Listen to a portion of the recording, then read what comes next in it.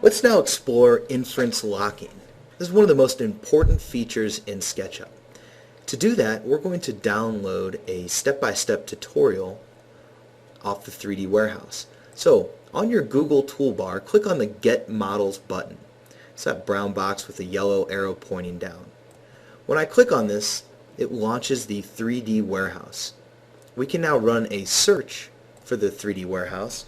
Let's do SketchUp or su101 Inference Locking Tutorial. So run a search on the 3D Warehouse for the SketchUp 101 Inference Locking Tutorial.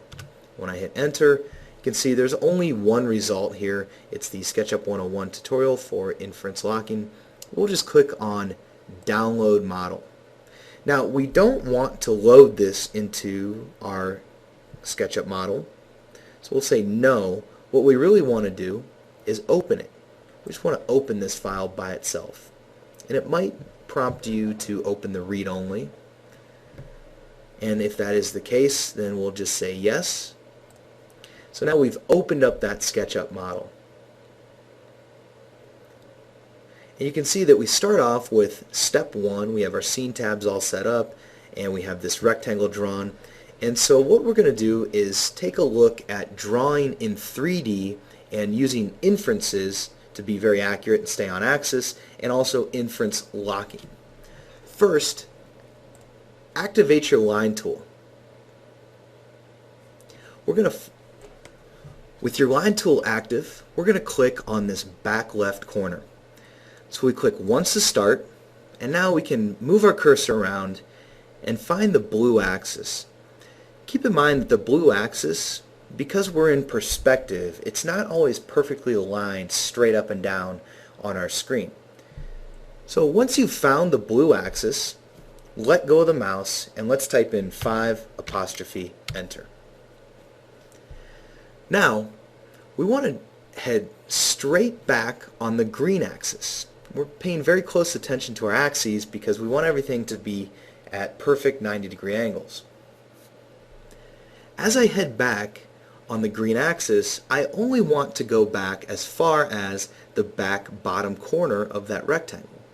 So I can encourage an inference by hovering on that endpoint, and now I get my blue dotted inference line projecting straight up and intersecting with my active line. So I can click there and then move straight down on the blue axis and connect the dots. Now, if I orbit, you can see that we've drawn that straight up in the blue axis.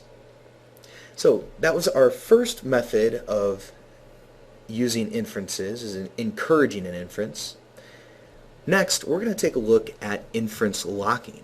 So let's draw in this rectangle over here, and we'll click once on that top back endpoint. And as I come forward, once again, I only want to come forward on the red axis as far as that bottom corner. With my active line red and parallel with the red axis, I can hold down Shift.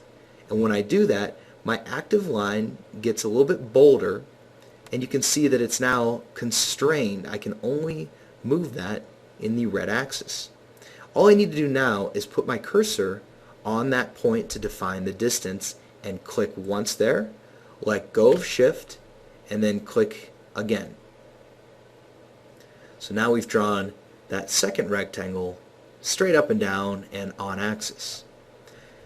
Now the last technique for locking inferences, we're going to draw this line forward. We click once to start, and as we're moving forward, for review, we can always hover on a point to encourage an inference. We can also hold Shift while our active line is green or parallel with one of the axes. And then last, if I just tap the left arrow key, that is going to automatically lock my green axis. If I tap the right arrow key, that will lock my red axis. And the up or down arrow key will lock the blue.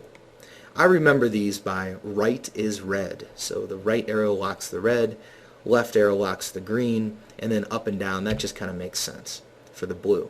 So I tap my left arrow key, and then all I need to do is click on this point to define the distance, and then click once more to connect the dots. Now, to finish off this form, I can click once here to start, and then click again to finish. Now let's click on step 2. If we click on step 2, that's going to fly us over here, and you can see that we've created a house form that has this dormer on it. And let's take a look at how inference locking can help us keep things lined up. So when we go to draw this dormer in here, we want to draw a line straight back. So if I go back here, you can see that we start to hover on the face. Well, what we actually want to do is go straight back on the red axis. If I hold down Shift, I can lock the red axis, and then all I need to do is touch that surface. And you can see we get the constrained on line intersect plane. So that means it's going to project that line onto this plane, and I can click once there, let go of Shift, and connect the dots. So it makes it very easy to figure out where you need to be without having to project a bunch of lines. So next, let's try it again. Click once to start, and I can tap the right arrow key. That will lock my red axis, and you can see that no matter where I hover on this surface, my line is projecting onto that plane. So I'm telling SketchUp that I'm interested in this plane, and with my active line locked, it's just going to show me where the line intersect plane is. So I can just click there and then connect our dots there. Alright, then one more time, click once to start, hold down Shift, touch that plane, and click, let go of Shift, and connect the dots. And then this last one is pretty easy. We just connect the dots there. So that's how you can use inference locking to draw that dormer on with that roof. Now step 3, see we orbit around here, and let's take a look at how we can use inference locking with the Move Copy tool. Activate your Move Copy tool, and we want to hover on this front top edge here and click once to pick it up. Now notice that with the Move Copy tool, this one really is a dangerous tool. You can really destroy a model quick. But if you're very methodical and step by step with it, it can make things a lot easier. So we've started our move, and I'll just tap the up arrow key. And now that move is constrained on the blue axis. If I want to match the pitch of that roof, instead of eyeballing it, I can just hover on that surface, and again we are constrained on the line intersect plane. You can see that dotted blue line going down, and then it's basically matching the slope. So I can click here, and you can see we've matched that slope perfectly. Now I could use my eraser tool and just delete that guy out of there. Alright, so that's the inference locking with the Move Copy tool. Next, we'll click on step 4, and oftentimes we need to project edges and miter edges and join different surfaces together. So we have a number of inferences that work with projecting edges and aligning as well. So try your line tool, and first let's click once here to start, and as I come out, if I'm interested in where this edge intersects with this edge, it's kind of difficult here. But what I can do, it's difficult to find. So when I'm on the red axis, I can hold down Shift, and that allows me to snap to a point such as this one over here. Or if I hover on an edge, you can see that it's constrained on the line intersect line inference. There's the point, there's the line. I'll click once there, let go of Shift, and connect the dots. Then I can always tap Escape to finish my command. Alright, so now that one we started out on axis. Let's see what happens when we start out off axis. You can see that we get a parallel to edge inference. You can always encourage a parallel to edge inference by hovering on an edge, and then you get a parallel to edge inference. So once you have your parallel to edge inference, you can always hold down shift and that locks it. Now again, we can snap to a point, or we could snap to an edge, a line intersect line inference. For this one, we want to intersect with this line. I'll click once there, let go of shift, and then connect the dots here. And now you can see we've completed that shape. So we could go ahead and use our eraser tool to swipe those guys out. Keep in mind that all of these inferences, even if we're working in 2D here, these inferences do work in 3 dimensions as well. Alright, let's go to step 5.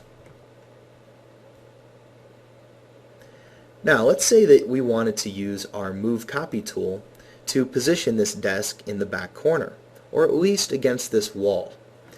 Often what happens is if you're using your move copy tool, you want to hover on something and pick it up, and then when you start moving it over to the back wall, it sinks underground, and then you have to kind of move it back up and reposition it. So let's look at how we can use inference locking to do that in a much more efficient way. First, we want to activate our selection tool and select our desk. Next, we want to go to our move copy tool. Hover on the floor surface and then hold down shift. Now you can see that we have that little dotted line. If I continue holding shift and click on this top corner, I can now lock it to only move on that surface that I hovered on. So we're on a plane intersect plane inference. Now I can come back here to the back edge and click there, and we've actually moved that very precisely in a lot less clicks. So by being familiar with all of these different inferences available to you, you can really save yourself a lot of time. So if you would, please click on the next section of SketchUp 101.